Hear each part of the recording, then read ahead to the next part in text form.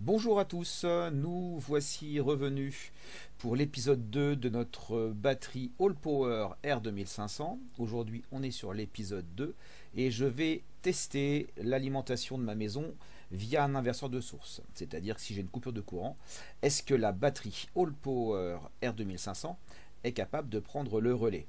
Alors évidemment, prendre le relais, il n'y a pas de chauffe-eau en route, il n'y a pas de panneaux solaires en fonctionnement, il n'y a pas de chauffage électrique non plus. Parce que sinon, nos 2500 watts, là, ici, avec les 2 kWh, déjà 2500 watts, de toute façon, la batterie se mettrait en court-circuit. Les matériels que j'ai utilisés pour faire ce test, il y a donc la All Power R2500 et cet inverseur de source automatique pour lequel j'ai déjà fait quelques petites vidéos. Alors, dans cette vidéo, je n'utiliserai que le fonctionnement manuel, parce qu'en fait, dans le fonctionnement automatique, j'ai eu quelques petits soucis. D'ailleurs, dans le mode manuel également. Je vous expliquerai ça à la fin de la vidéo. Le test. Allez, c'est parti. Test de ma batterie All Power R2500 connectée à mon tableau électrique via ce câble 3G25. Ça passe par mon inverseur de source automatique. Là, il est en mode manuel. Je vais le remettre en mode secteur et je vais rallumer l'électricité. Voilà. Donc là, on est sur le réseau domestique. Je n'ai pas de panne de courant.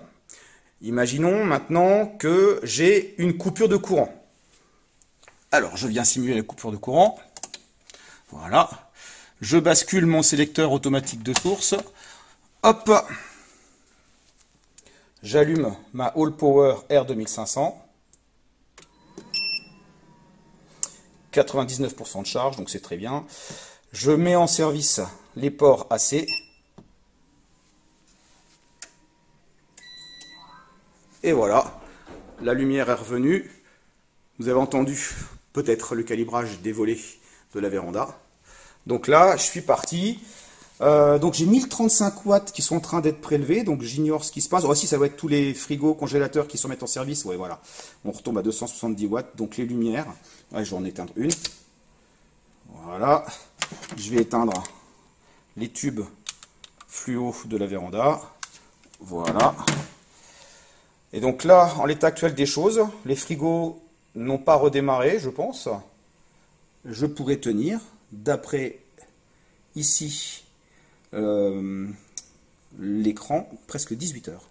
Voilà, et ma maison est en train de consommer 65 watts. C'est nickel, donc je vais rallumer la lumière. Ouais, nickel. Ça s'est rallumé.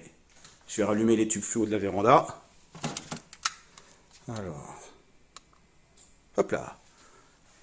Nickel. Et si je coupe ma batterie,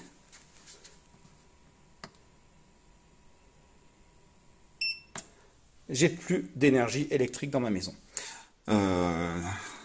Et bah, au final, je suis plutôt satisfait, car cette batterie permet d'alimenter toute ma maison en électricité. Bon, allez, je vais mettre l'électricité à tout le monde. Hop. Et voilà. Ouais, c'est tout allumé partout. Batterie All Power R2500. Quelques remarques, notamment sur ce qui n'a pas fonctionné.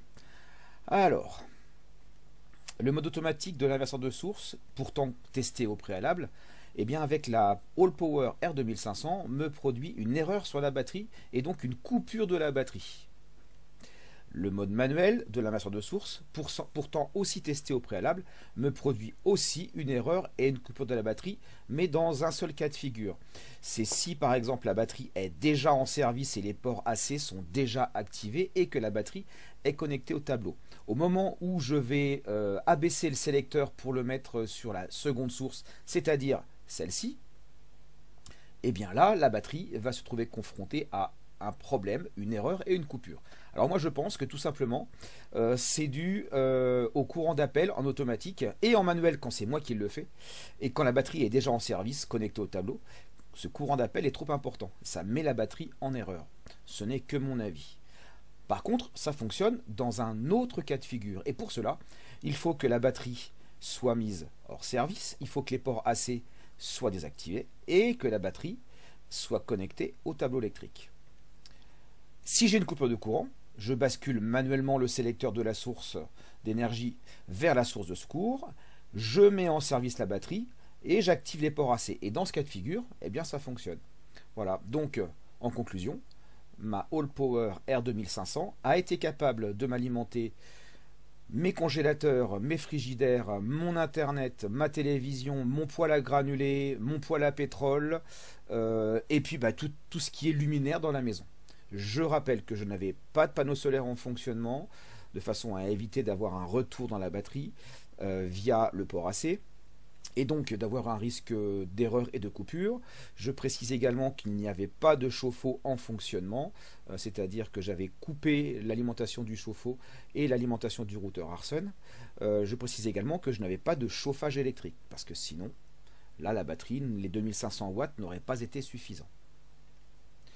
Je vous repropose dans la description de cette vidéo les codes de réduction et les liens vers la batterie All Power R2500. À vous de vous servir, vous avez une réduction de 10% avec le code de FP10. La suite, eh bien, il y aura un dernier épisode. Ça sera donc l'épisode 3. Je vais faire un test de recharge de la batterie All Power R2500 avec des panneaux solaires de 400 watts crête. Allez, je vous dis à bientôt pour le prochain épisode.